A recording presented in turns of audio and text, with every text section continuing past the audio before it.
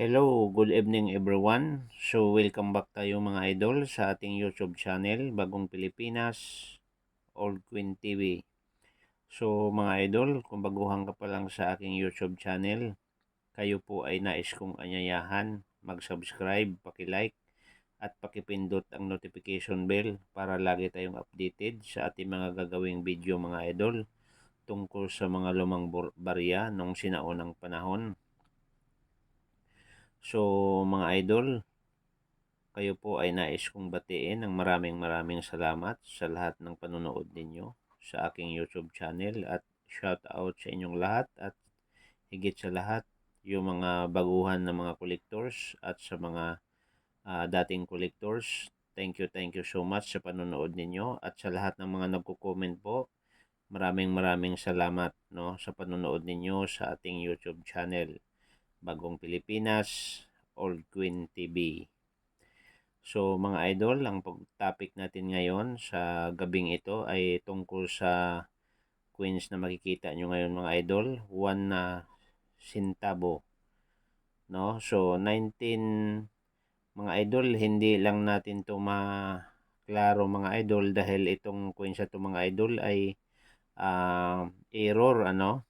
So kung makikita nyo mga idol, so sa dami-daming hawak ko na ganito mga idol, dito nagka-problema dahil 19 tapos ito mga idol, yung zero niya maliit po ang banda rito tapos ang kanyang hugis mga idol, hindi malaman to kung 8, hindi malaman kung 3, hindi malaman kung 6, no? Pero kung titingnan maigi mga idol, parang 1960. Kasi wala namang ginawa na 1930 mga idol kasi itong guhit na to mga idol ay pwedeng 3, pwedeng 8 at pwedeng 6, pwedeng 5. So, ayan mga idol, mayroon tayong hawak na error na coins na ito, no? So, yan po ang kanyang date. Makikita ninyo mga idol. Kaya nga, medyo mataas po ang presyo nito mga idol dahil nag-iisa lang siya na error, no? So, ayan mga idol. So, ito mga idol, itong coins na to, 1 centavo, 1960 ata ito mga idol o 19, di mo malaman mga idol o 1930, 1960, 1905, 1950, no? So, hindi mo mabasa, no? Dahil ibang klase ang kanyang numero, no? So, ang kanyang zero ay parang nabiak, no? Okay, so mga idol, sa mga gustong mag-comment, so mag-comment lang po tayo, no? Kung anong pitsa po ito dahil hindi ganong klaro, no? Yung kanyang numero, no? Dahil parang error.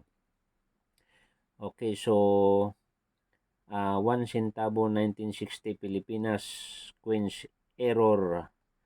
So mahal ito mga idol, no?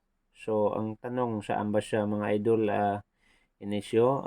Country Philippines, period Republic 1946 hanggang 1967 mga idol,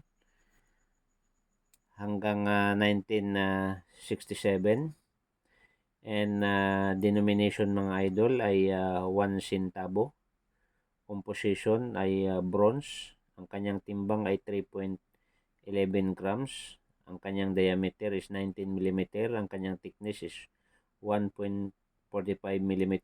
Ang kanyang mintage mga idol ay nasa 40 million, no? Medyo marami-rami mga idol ang kanyang mintage pero sa 40 million mga idol mayroong error. So mga idol, ang presyuhan nito, mapunta tayo. Depende sa klase sa coins. May bumibili dito mga idol ng 150, may 300, may 1,400, may 1,350, may 2,000 mga idol, no? So mamili lang kayo mga idol kung saan nyo titingnan sa online, no? Doon sa Edgecom Philippines, no? And eBay, tingnan nyo mga idol ang mga price sa mga online sa itong coins na to. So ito mga idol, itong coins na to na error, 1960 ata ito mga idol. Wala namang 1950 na ginawa nito. So hindi rin siya 1963. Hindi siya 1950, hindi siya 1980. Kasi walang ginawa nito mga idol ng 1981 centavo, no? So, error. No, error itong queens na to mga idol. So, ang price nito mga idol, hindi ako nagkakamali, nasa mga 25 to 40,000 mga idol ang price nito dahil po ito ay isang error. So maraming maraming salamat mga idol. Baka mayroon kayong ganitong uri ng coins, no? I-check ninyo mga idol dahil mayroon palang error sa coins na to. So maraming maraming salamat sa lahat ng mga nanonood sa ating YouTube channel, Bagong Pilipinas, Old Queen TV. See you the next video mga idol. Thank you so much.